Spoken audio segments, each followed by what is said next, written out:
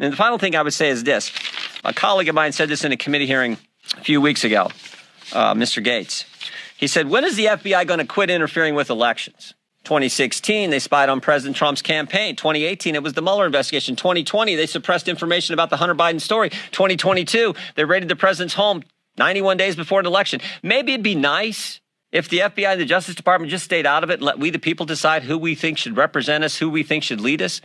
That's supposed to be how America works. So this is the focus on the Judiciary Committee, the political nature at the Justice Department, and the linkage now to what was happening with the Hunter Biden story. Again, just 15 days before we have a presidential election. I would just start with this question. What part of Mr. Comer's presentation was Russian disinformation? I mean, never forget what happened on October 19th, 2020, 15 days before the most important election we have in our country. Who's going to be the next president of the United States? 15 days before that, Mr. Brennan, Mr. Clapper, and 49 other people signed a letter that said the following. It is for these reasons that we write to say that the arrival on the U.S. political scene of emails purportedly belonging to Vice President Biden's son, Hunter, has all the classic earmarks of a Russian information operation. They further went on to say, we want to emphasize that we do not know if the emails provided to the New York Post are genuine or not, just that our experience makes us deeply suspicious that the Russian government played a significant role in this case. And of course, that letter became the pretext for suppressing this story. Again, just days before the most important election we have in our country. So I would ask this, was J.P. Morgan's suspicious activity report to the Treasury Department, was that just a classic earmark of a Russian information operation? How about when Hunter Biden sent the email that Mr. Comer pointed to, sent the email asking for keys to his new office space, one for himself, one for President Biden, one for his uncle Jim Biden, and one for the emissary for the chairman of the Chinese energy company, CFCC. Was that just Russian disinformation operation in place? What part of Mr. Comer's presentation prompted the FBI to go to Facebook and say, hey, you want to be on the lookout for Russian misinformation here this election season? What part of his presentation would prompt that? And I think it's also important to understand, never forget how this story has changed.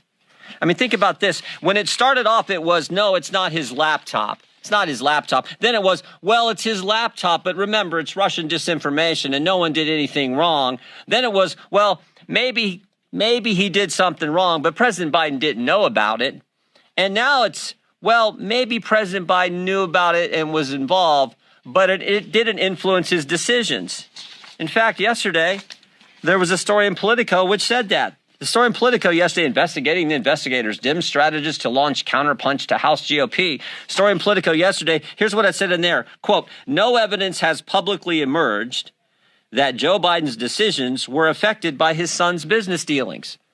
Wow, we've went from it wasn't his laptop and it was Russian disinformation to, oh, whatever was in there didn't affect the president's business dealings, even though he was involved, even though the laptop was real, even though it wasn't disinformation. That's how far we've come. I think there are all kinds of questions that need to be answered, and we're determined to get there. Here's some of them that I have. Did the FBI brief Twitter as well? We know they briefed Facebook. We know that had an impact on the election. There's been surveys done where thousands and thousands of voters across this country said it might have impacted their decision in the election in 2020. Did the FBI brief any of the 51 former intelligence officials who signed that letter? Again, that letter that became the pretext for suppressing this story. Who did the briefings? Who briefed Facebook? Here's a name that I think is interesting. Timothy Thibault. So Mr. Thibault, now remember, we just did a report 2 weeks ago, Judiciary Committee, a report that talked about the political influence and the political shenanigans going on in our Justice Department based on 14 FBI agents who've come talk to our office as whistleblowers.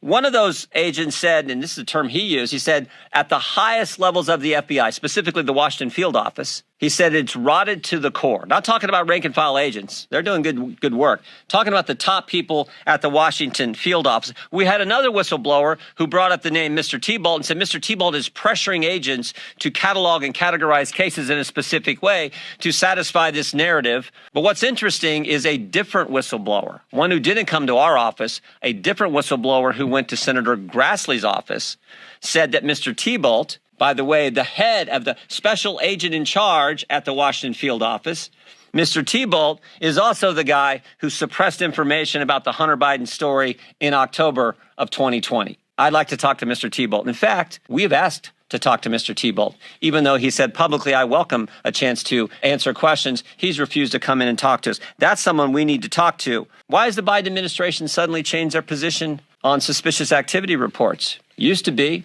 Mr. Comer wanted to see him. Any member of Congress, any chairman wanted to see him, any ranking member wanted to see him, any member of Congress, any committee, you got a chance to see him. Suddenly, no, we can't see him. I think Mr. Comer and our team at the Oversight Committee would kind of like to see the other 148. They've seen 2.